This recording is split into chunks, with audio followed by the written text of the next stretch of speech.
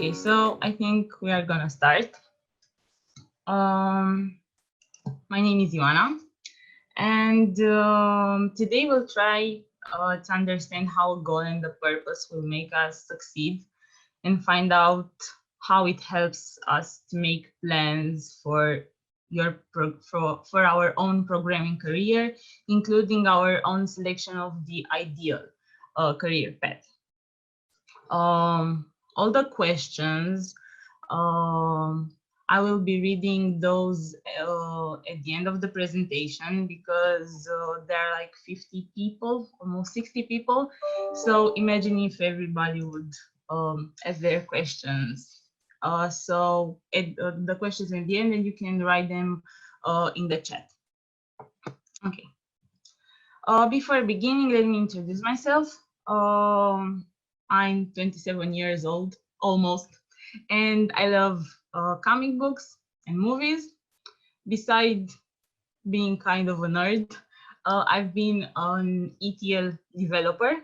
That means I worked with databases and servers. Then I worked with Java on the backend side. I also did a bit of DevOps. And for the last 4 years, I could say that I finally found my career path as a web developer. Moving on, we'll go through some steps that I think are very important in the process of knowing which path to follow. And first of all, know who you are. I know it sounds like a cliche, but it's really, really important. How do you know yourself? Well, you have to answer to some questions. For example, what are your key values? Is it financial stability, helping others, independence? It's yours to choose. Knowing your personal values changes your behavior. Many people value comfort. When people value comfort over growth, they are less likely to apply effort to grow. Breaking through resistance to grow isn't uncomfortable, but is crucial. What is your personality? Is it really important to know yourself? For example, your personality type, if you're quiet, if you're outgoing, if you're confident, aggressive, I don't know. That is really important, because it says a lot about your learning type. If you are the one who likes to get involved in the problems and with the problems and with the bugs, and you want to have your hands on the problem, or if you like to listen more. And I recommend you, the test is called 16 personalities, and it's very accurate, free, and gives you a lot of insight about your own personality. Your technical skills. What technical skills do you possess? Is it planning? Is it research? Is it data analytics? I don't know, photography. Being aware where you stand and being honest with yourself about your technical skills is really important. It's the only way to find out where you need to get better and what are your strongest skills. Soft skills. Is it time management? Is it communication, confidence? And if you have something, just like pick one and play all your cards on that one, but don't forget to develop other soft skills. Even though we are programmers and we think more about the technical part rather than the soft skills, it's really important to be able to communicate and to help other grow. So yeah, don't forget this one. Okay, what natural abilities do you have? I mean, writing, selling, planning. Just think about that. Maybe it can give you an insight on your direction. Your interest. Well, this one is for me, it's really important, because when passion is involved in what you're doing, everything changes.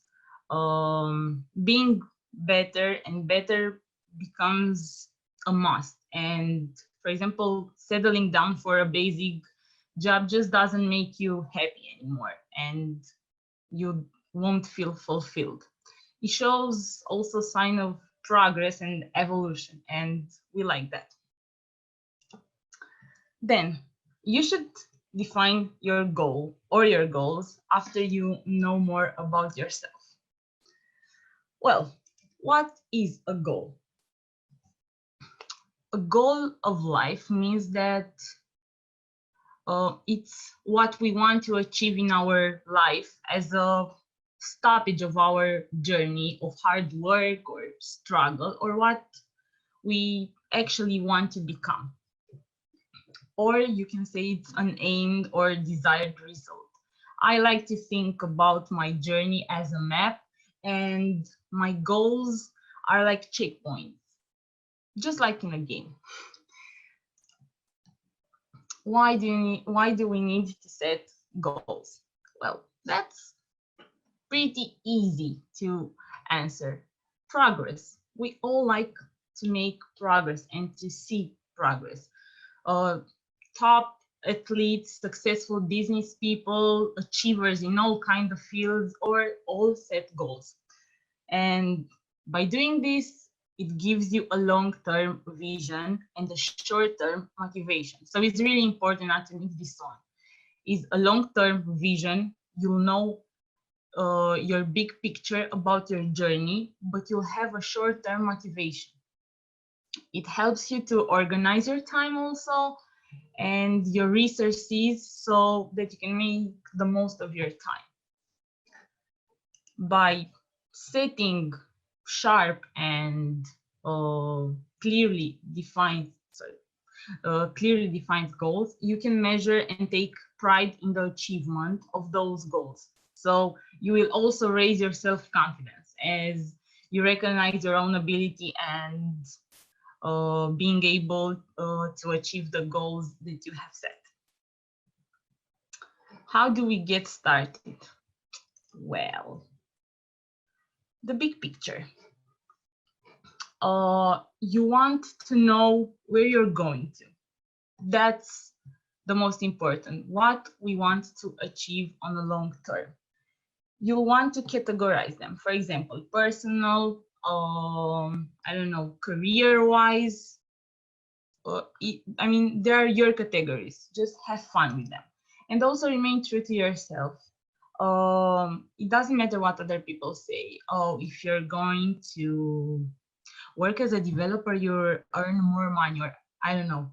Okay, it doesn't matter. They're my goals. It's my journey. So stay out of it. Setting smaller goals. Well, don't try and do everything, because I don't think you will succeed. And also it's really, really hard. So you have to have some hit goals, how I like to say it. I mean, for example, learn basic HTML. It's like really clear. You know what to do and how to get there. Write goals down. This will help you be more focused. So try it. I promise you it works. It works. And quality and realism. Yeah. Don't set a goal, for example, in 1 month, I want to be proficient in Java. Oh, no, you won't. Sorry.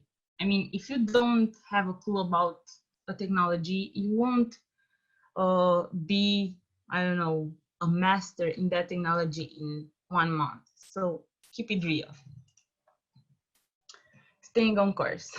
Yeah, it's fun. I don't know, having dreams, having goals and setting them and writing them down and coloring and everything.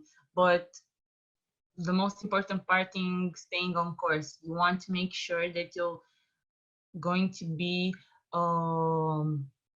moving forward with your journey. So review your plans from time to time and yes, change them, but change them because you change, and it's normal, it's awesome, it means evolution. But also, if it gets too hard, don't change them because it gets too hard. No, change them just because you have like a different vision about where you're going to. Okay, I guess you said okay, I don't know. And then success, I hope. Well, I'm exhausted. Sometimes I'm really exhausting. Learning to code is so mentally exhausting and time consuming that to survive the demanding process and to continue the journey with deep interest, you need something to keep pushing you forward day after day, week after week, bug after bug, frustration after frustration. So yeah, some bugs will frustrate you and you'll resolve most of them. Also, burnout will demand you to take long breaks. Big projects will push you to the limit, and deadlines will test your mental toughness. I mean, I've been in college, so I know how it is. The homeworks were just like crazy. But you need something to keep you forward. So you will need something compelling to carry through all the difficulties, through all the months and possibly years, no matter how gritty you are, or yeah, eventually you need a motivation. So what's that motivation? No, it's purpose. It's not money, or at least it's not like the best fuel. The thing that will keep pushing you forward no matter what setback or difficulty you encounter is your purpose. I know you'll think about, yeah, but money. Yes, money is very important, but just wait. So what is the purpose? Our guiding light in our purpose. We cannot thrive until we discover it. That's like one of the definitions I found on Google, and I was like, whoa, that sounds amazing. But the real deal is that finding meaning in your career takes more than just helping yourself thrive. It's about working towards something that will ultimately make everyone feel better and happier. I wasn't the one who said that, Mark Zuckerberg. I think he heard me. But anyway, you don't need to save the world to do this. Maybe it's about applying to jobs that work with clients to improve process, or working for a company with a strong mission of doing good, or even initiating a new program in your new role. How to choose your purpose? Well, focus on one or two values you strongly care about. They can be as small as making things easier for my coworkers, or big as putting my company on the same play field as Google or Amazon. I don't know. Take small but careful steps. Step by step, don't rush it, don't hurry, just step by step. And prepare for change. Prepare yourself, because the way the media talks about purpose, you'd think it's something you should have figured out by the time you hit, I don't know, your 20s. Well, I think they're wrong. Sometimes you go down a road and end up liking the journey so much that you don't want to turn back anymore. And other times you keep going until you hit a dead end and you're forced to turn back. So that doesn't mean you're a failure, not at all. It can also mean that changes have happened to your interests, to your circumstances, and other things beyond your control. So basically, your purpose can change because you do, and that's usually a good thing. So stop overthinking your purpose. If you all are thinking right now, oh my God, what's my purpose? Like, stop overthinking. Just go for it. Take a deep breath, figure out how you can make the world and yourself better. and start small, keep it up, and before you know it, your purpose will come knocking on your door instead of the other way around. Programming. I think that's the main reason why you're all here. So, as I said, I think programming is awesome, but it can be really stressing and hard. So I have here some factors for success in programming that I think are really important. And during my experience, I've seen how their role, it's really useful and important in working in the software developer world. So time. You need time to study to become a programmer. It doesn't mean if you're gonna study by yourself or in a college. The lack of time to study, as simple as it appears, is perhaps the biggest reason most people quit their programming education and never realize a career in programming. Of course, it depends, but that's one of the biggest reasons. If you don't have enough time to study, that is, I don't know, at least 2 hours a day or 20 hours a week at the beginning, you won't be able to learn and understand or practice the concepts and technologies in a reasonable time, and therefore you won't be able to remember and attain the skills. Resourcefulness. You need to be up to date because technology is changing really quickly and you have to make sure you have the best and the newest resources. Logic. There's a reason so many people that study math and physics end up as coders. Figuring out what mistakes or what bugs or what bad lines of code led to an issue in a project is partially intuitive, of course, but often is an exercise in logic. So, okay, maybe you don't have logic, but how do you build up your logic skills? Well, I think you should treat them like muscles and exercise them. There are a lot of tools which give you challenges or problems that will develop your reasoning.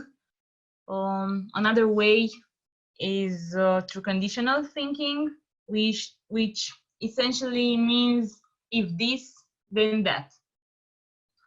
Also be open to being proven wrong. Observe any problem or task as it is and let that dictate how you approach it. And ask yourself, I mean, if there's like a recipe for any problem, I like to ask myself what, how, and why. I mean, not in this particular order, but it depends on the problem I'm having. Sometimes it's like, why? My code is perfect, why? But also what and how, because you need to know the reason and you need to know how it's affecting and what is affecting your code and why. So what, how, and why. Patience. Yeah, coding is difficult. We all know that. I said that at least 10 times. Sorry for that. Nothing that you've heard here or someone else should be interpreted differently. Like at all stages, but especially when beginning, you should expect to feel extreme frustration, or this is my journey and this is how I felt. It's extremely frustrated. However, your ability to withstand the frustration and move through it without letting it discourage you will help you in all that you do. Look at your frustration as a tool to develop your patience. It's not easy, but it's worth it. When you're coding, you likely go through this experience. You write something, you're extremely confident, you'll likely go, I don't know, you'll double and triple check, and still it won't work. You have no idea why it doesn't work, what you did wrong, how to fix it.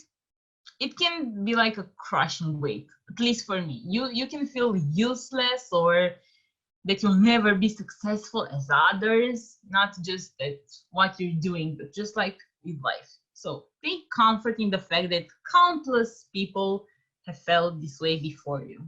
Me, my coworkers, like a lot of people. How you deal with this feeling of frustration is it's yours. It's like your reaction to it. It matters because if you believe in your ability to overcome, finding a new route, or even start from scratch and improve, you can and you will. So at least you'll have a way better shot than those that give up completely. I'm going to, I have another idea for patience. Sorry that it's taking so much with the patience, but you need to have patience. I know, bad joke, but when you hear like you'll never do this, this is impossible, just give up, like be ready to counter it with a more determined, softer, kinder voice that keeps you deeper. And one of the best ways to build patience is through reading, or really any sustained activity that requires focus. The longer you can do one thing, despite the temptation to quit or go do another thing, the better your ability to overcome the frustration of coding. Communication and empathy. So we're done with patience. Communication and empathy. Well, perhaps is the most overlooked aspect of programming. It has little to do with the manual and mental labor of writing code, but developers need to be able to work with and explain what they do to their employers, to their clients, to their consumers, or coworkers that don't understand what they wrote. Writing clean, effective code is great, but when you pair it with strong empathy and communication skills for beginner coders, you become like the rising cream. Anyone can say, this is how we do it, or you just don't understand. It's okay, I'll do it. Good coders listen to feedback and adjust, even if those providing it don't understand the ramification of their words. An effective coder can manage expectation and interpret like unclear desires, and communicate what it is and it's not possible. For example, if the client wants something, you need to explain them simply enough why it's not possible.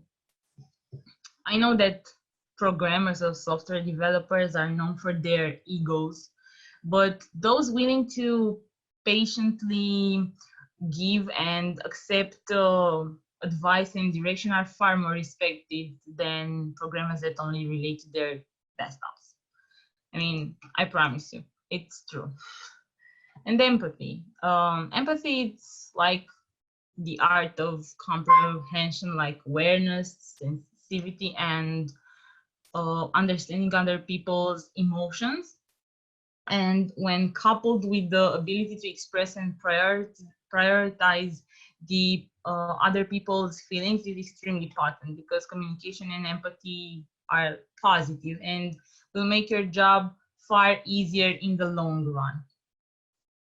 You'll better understand others' needs, feelings, and how your behavior and work are received and interpreted.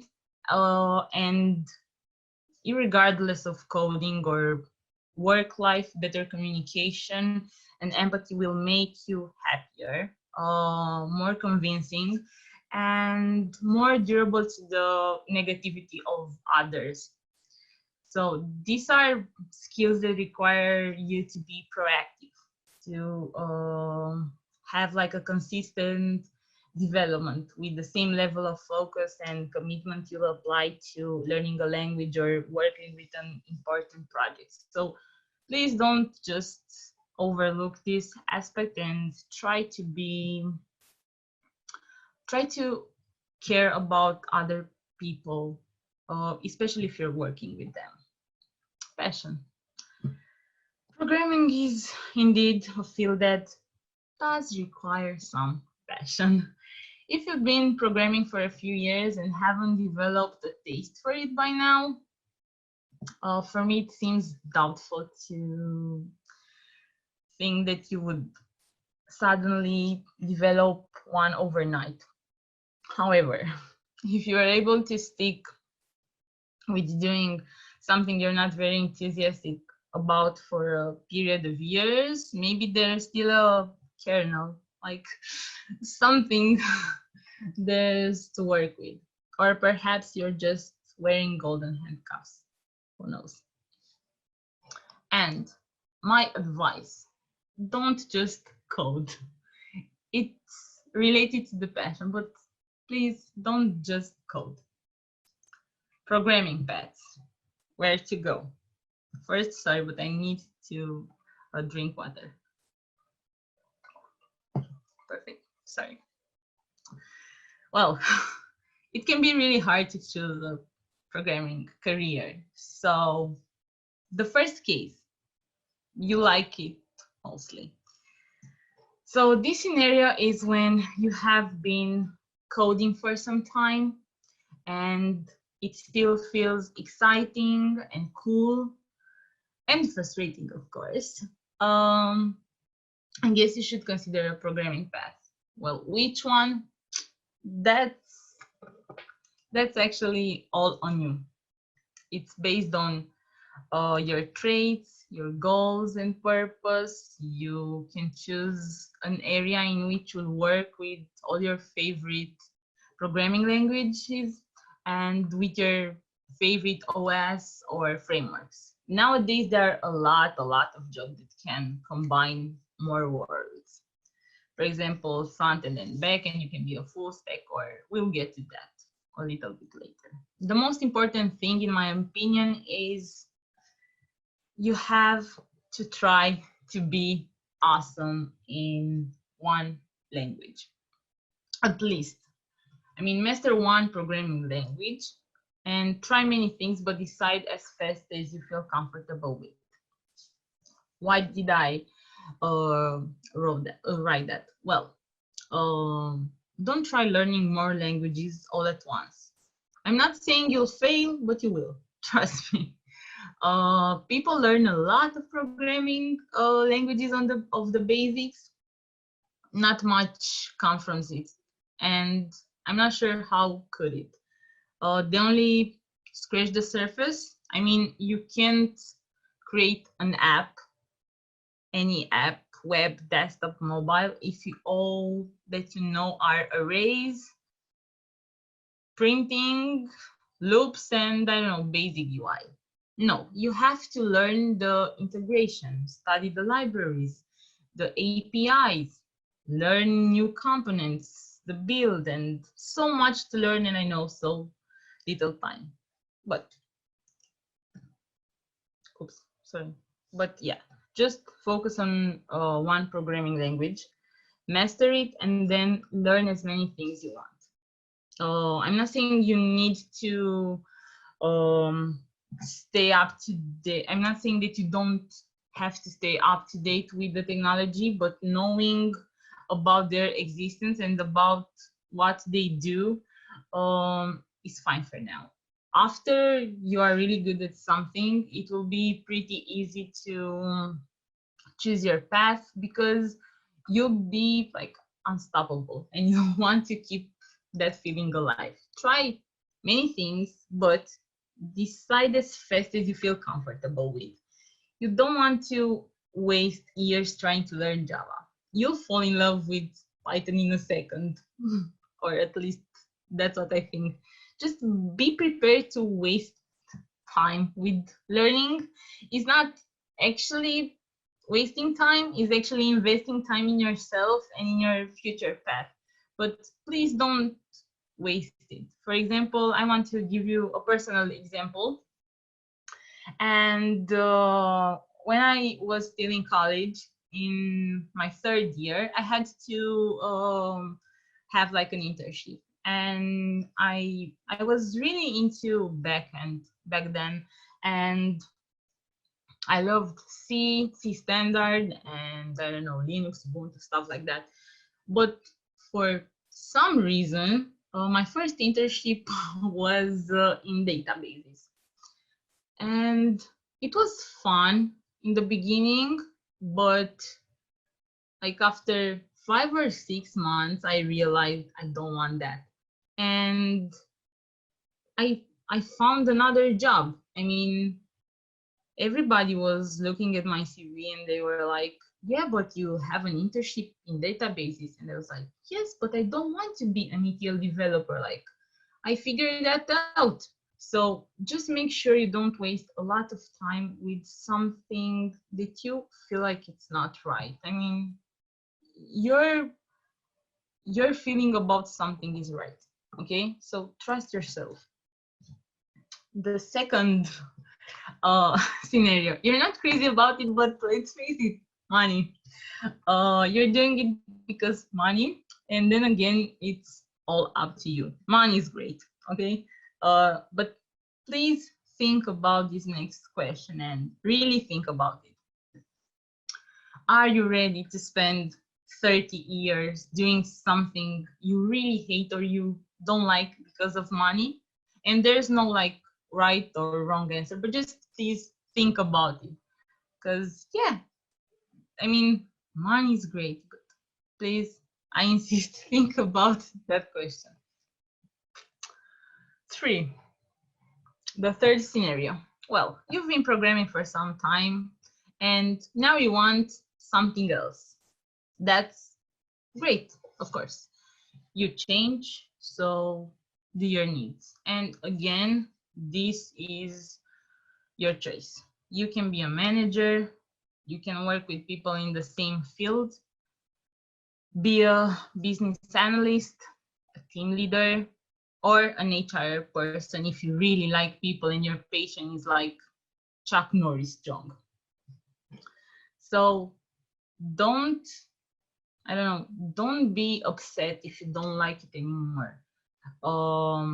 If you've been programming for some time, you'll know that this area is great because you can choose a lot of other ramification. As I said, you can still work in IT, but you don't have to be a developer. Maybe you want to be a coach. Maybe you want to be a speaker. Maybe, I don't know, maybe you want to have your own company. I mean, there are a lot of options. Just think about what would make you feel happy. And the conclusion is get to know yourself, set your goals, your purposes, focus, and enjoy the ride. I think this is the entire presentation. I hope I wasn't too bored. Here I have some recommendations. Of course, I would like to read this. I know you don't have time, but trust me, the best here is this one. Sorry, is this one. Trust me, it's like the best. It teaches you a lot about yourself and how to prioritize stuff. So, yep. Here are my sources because of course, and now Q&A. Let's see. I have here. What if you're learning a programming language and at some point you reach burnout? In my case, this is happening right now with Java, of course. Sorry. Would it be a good idea to step back for a while and try to pick something else? Okay. I know you won't like my answer, but it depends. For example, I'm not sure what's the reason for your burnout. Have you, I don't know, have you been working too many hours on a project or trying to learn Java? Just make sure you take it step by step. Of course, if now you feel like you're done with Java, just make sure that, I don't know, I would say that maybe you can take, I don't know, a break, for example, 1 week, and then come back to it and see, I don't know, see how you're feeling about it. If you won't be feeling great about Java, then okay, try and do something else. But if you've had, I mean, if you've been coding in Java for a long time, and I mean, I just want you to make sure that you're not having a bad, I don't know, a bad moment. I mean, who knows, maybe it's just a bad day, week, month. Make sure you won't make a decision just because now you're feeling overwhelmed, okay?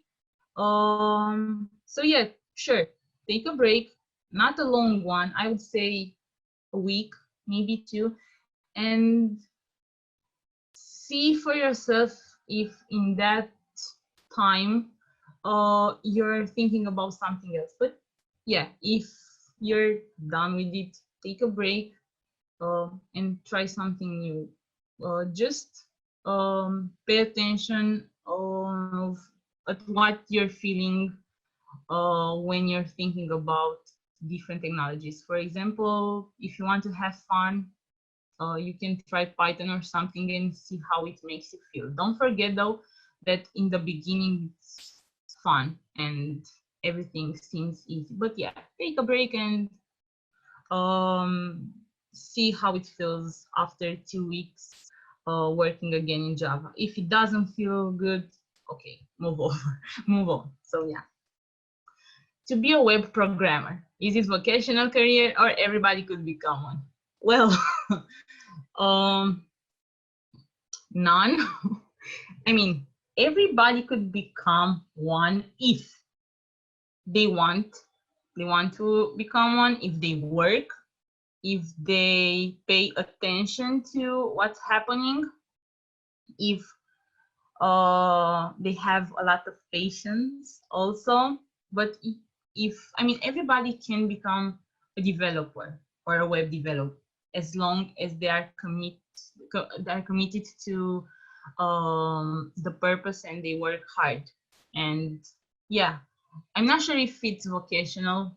I don't know. For example, I like writing, so I think I'm really creative, but I don't use a lot of my other skills that are, I know, vocational. Of course, my attention to details is really important, but I wouldn't say it's vocational. No, it's about hard work and I mean, a bit more passion, but a lot of hard work. And if you want it, you can do it. Could you give examples of good resources for learning web programming in a fast way? Sure. I would like the, let's see, Mozilla documentation. It's like the MDN web docs. I hope you can see it. This one, I really like it. So this is a wide answer. I'll try to keep it short. You have to know your learning type first. So for example, I don't like tutorials. I want to be the one who implements something. So this for me like helps me a lot, because when something doesn't work for me, I just Google something. So I don't like tutorials. But yeah, I'm going to try and make sure I come back. I don't know, maybe so I'll post a comment on the event with some sources I find interesting. Okay. What do you think about security and reverse engineering? What about challenges? Security is really important. Of course, everybody knows that. It's really, really interesting. A lot of directions in security too. And reverse engineering, let's face it, is everywhere nowadays. There are a lot of challenges, of course, because there are a lot of it's a lot of responsibilities. But I don't know exactly how to give examples because I'm not an expert on security nor reverse engineering. So yeah, I'm sorry, but yes, challenges. And I mean, for us at Softvision, Cognizant is really, the security is really important, and we have like the security week, and a lot of my coworkers have presentations about security in every field. I'm struggling with settling on something. What do you think? For example, a framework or what to do with that programming language? Okay, so if it's hard for you to stick to something, ask yourself, what would I like to do as a job, for example? Would I like to be a programmer? If yes, just think about the areas and then try and it's apply divide et impera. Just for example, front end. I want to be a web developer. Okay, first thing first, you need to know HTML. It's really basic, but it's the structure for a lot of pages. If you don't know that, you can have a page. So try and set small goals and target those, and maybe have like I don't know, a partner. For example, take a commitment in front of someone. For example, your best friend or your mentor. Let's say you tell him or her that in the next 2 months you want to know how to make your own page, a web page with the CSS and stuff like that. Okay, he or she have to make sure that you will do it. So that's like a little bit of control. Let's see. Sorry, but usually I wear glasses, but they're at my back at my office. So, what is the most demanding programming language right now? Oops, where? Okay, is it Python or Java? Is HTML good to start with in this world of programming? So, what is the most demanding programming language right now? Well, it depends. You should ask yourself what is the most demanding. I mean, of course, Java will always be a big plus. Python, honestly, I haven't seen in Romania a lot of Python application. Maybe my colleague Ioana another Ioana I know, can tell you because she's like on the research part. The most demanded programming language is the one you know the best. That's it. You can find jobs if you're good. If you're very good, you can find a job in everything. Sorry. Is it HTML good to start with in this world of programming? Well, if you're going, I mean, you need to know HTML almost.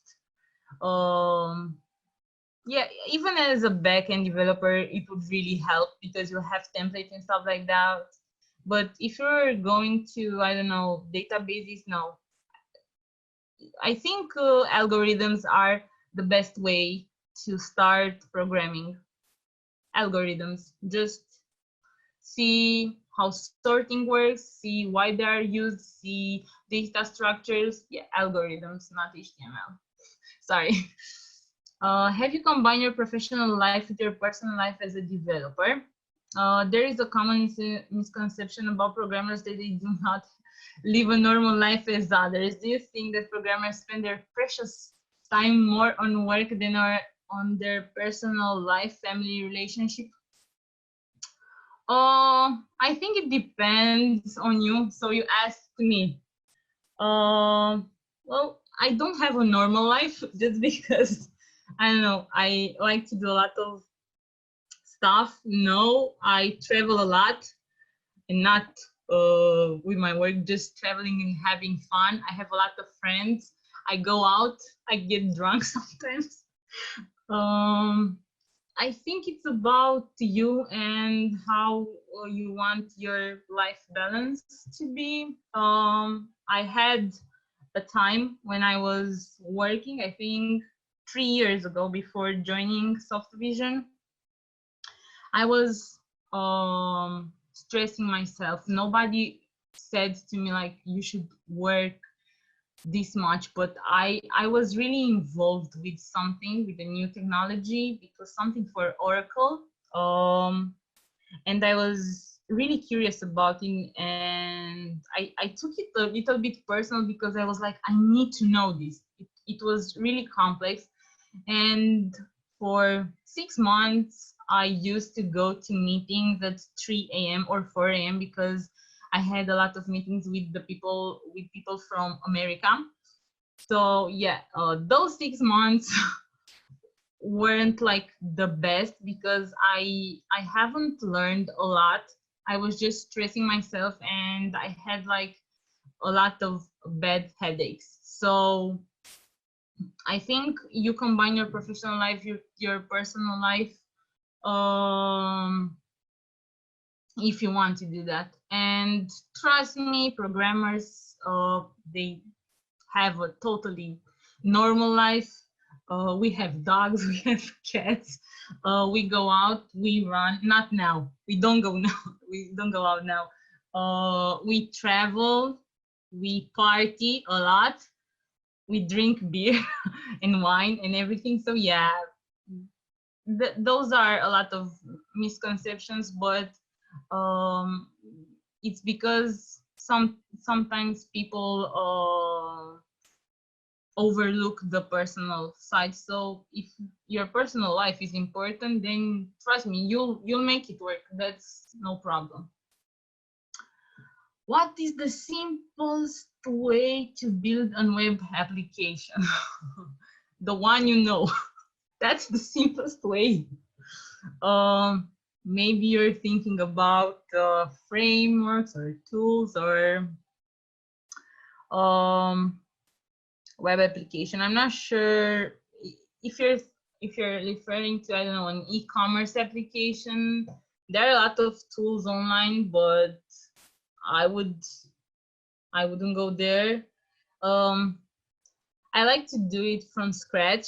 Now I'm working with Angular, and I find it like I've been working with Angular since I started working here, so almost 2 years. And I'm like, why just now? I mean, I should have known about Angular a long time ago. It's awesome. So yeah, my answer is the same. Sorry if it's not what you wanted to hear, but the simplest way to build a web application is the one you know and the one you have support for. So yeah. Does it matter for the recruiters in the IT field if you have some projects on GitHub? It's not a downside if you don't have, but for sure it's a plus because it makes it easier to talk about those projects, and they want to know your motivation and what made you do those projects. And also those projects help you, but they better be your projects. So yeah, it can be a plus, but if you don't have projects on GitHub, it doesn't really it's not a downside. If you're in the beginning, for example, if you haven't been working somewhere else, I think you should have some projects on GitHub. Yeah. it says a lot about you because you don't have like an experience, but you have those projects. So yes. Could you give, could you give us some tips for creating a project portfolio, especially for pursuing a web dev career? Sure. Try and do, I mean, I always wanted to do that, but I've never done it.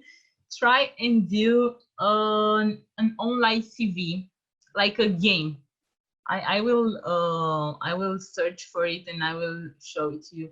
But if you want a portfolio, just make sure you have some projects that speak for yourself, and make something fun, make something unique, you know. I think those are my tips right now. What does it take to be a good backend developer? Well, I'm not a backend developer, but being a backend developer or a front-end developer, it's not really different when it comes to what it takes. It's more, for example, I'm a visual person. I like to see how my code impacted the application.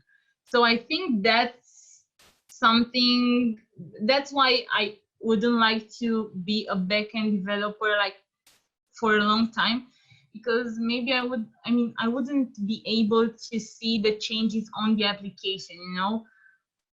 I think that's something, I mean, just it takes not some, sorry. So it takes, in order to be a good backend developer, you should not be like a visual person. You should have a lot of patience, of course. Also, you should have a basic understanding of the front-end concepts, because you'll be working, in most cases, you'll be working with front-end developers, communication, and what else? I don't know. I need a back-end coworker, but it's almost the same as a developer. Just patience, hard work, and experience, and no databases. Yeah, as a back-end developer. So yeah, I hope I answered. Okay, sorry.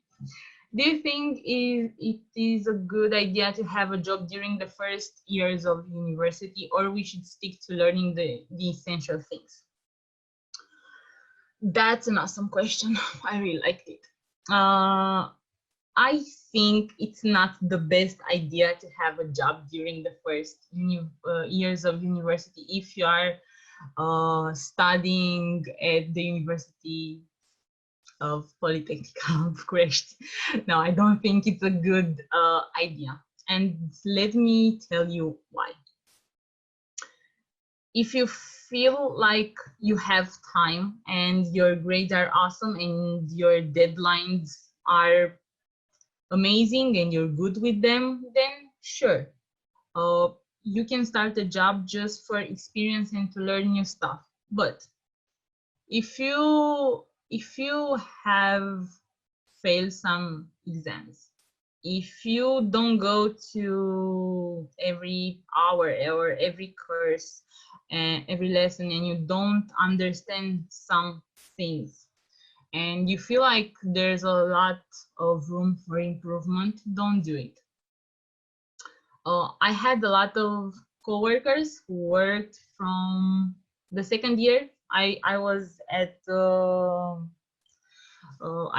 studying at Polytechnica Bucharest at Automatic and Computer Science, and I know for us the homeworks were crazy, and the people who started working in the first years of university, 95% of them had to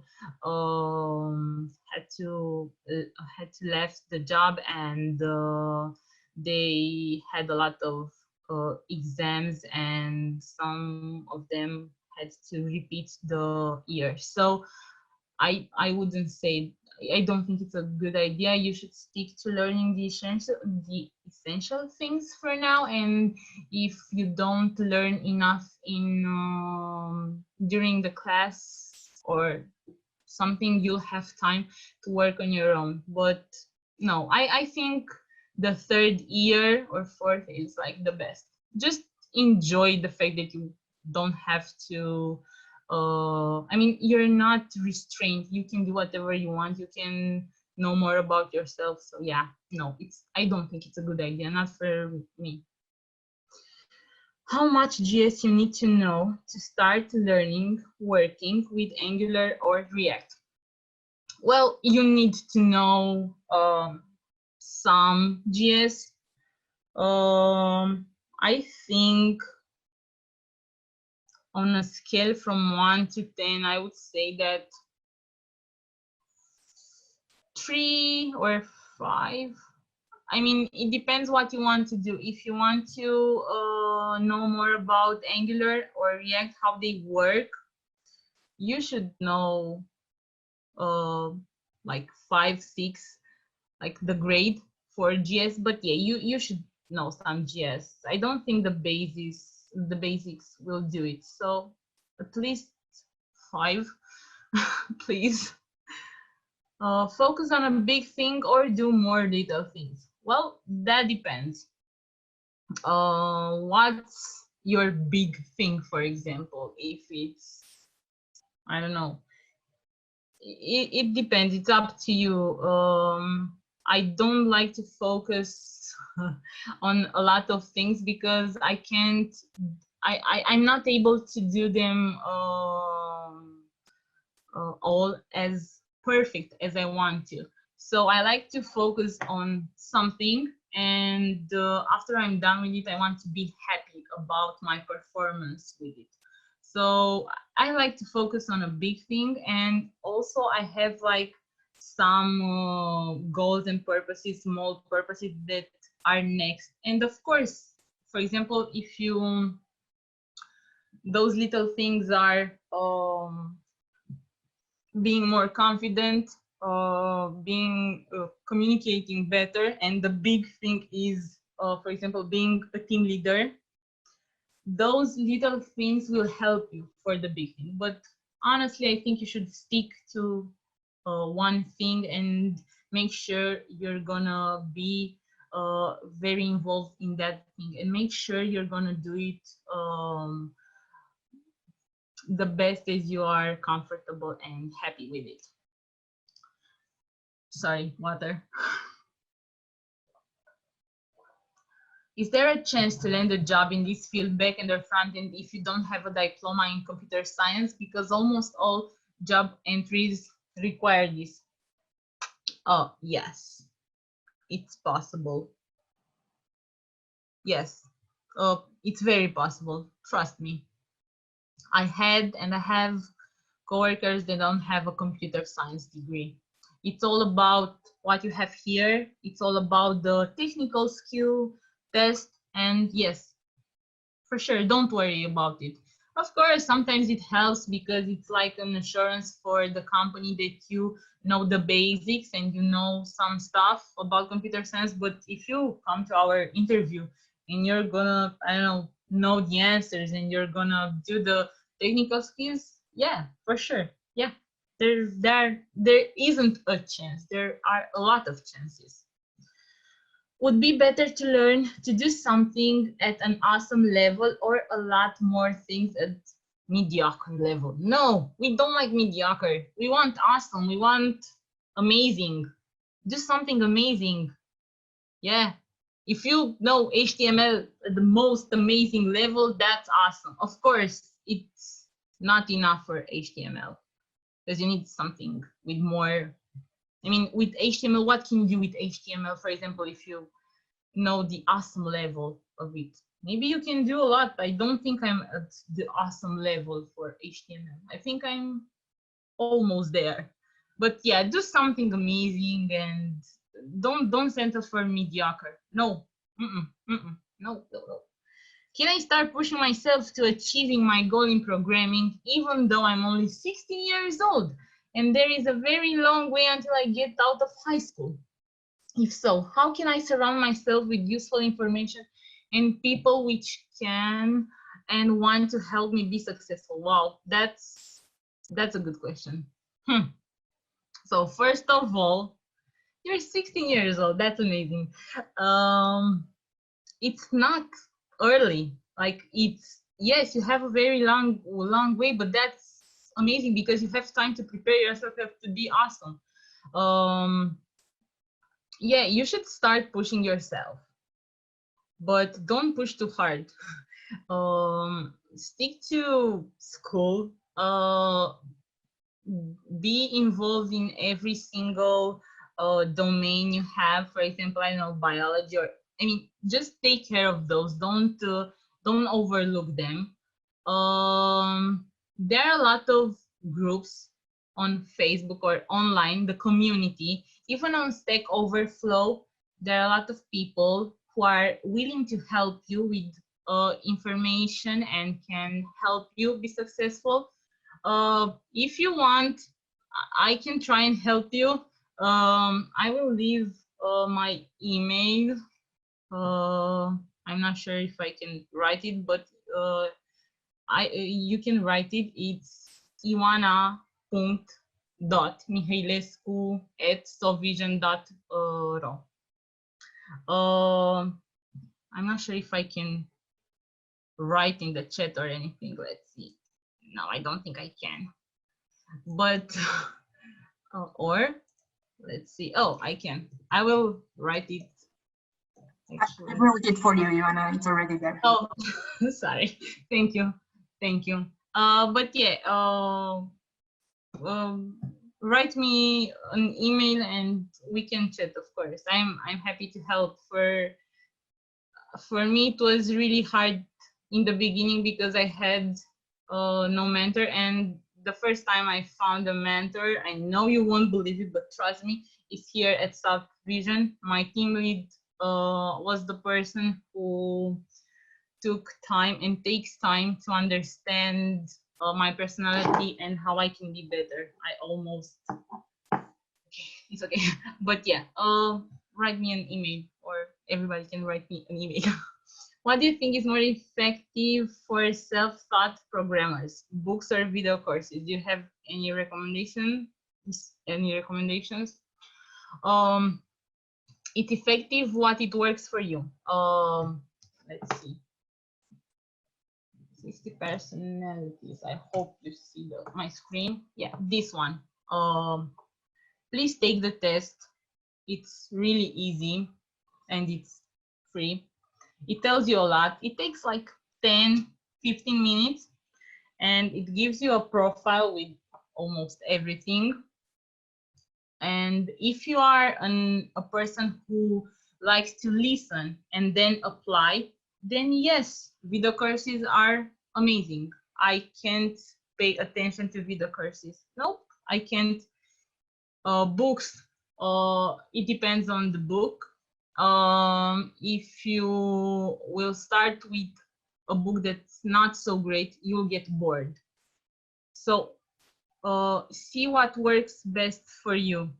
I like, for example, I have an idea and I like to read about technologies and how I can implement it the best. And then I start implementing it. And then I'm asking people or Google about it. I don't like video tutorials, but then again, it's your journey. So make sure you understand what is your learning time. I personally recommend the personality test, and it says a lot. It will tell you a lot about you and how you best work. So yeah, that's my answer. It's the last question, or do we have more on the chat? Can you? Yeah, sure. Okay. Wait, I feel like I'm an influencer. I'm joking. Yeah, this is. I have this book as PDF if you want it. but yeah, this is so. This one is a good one and a bestseller.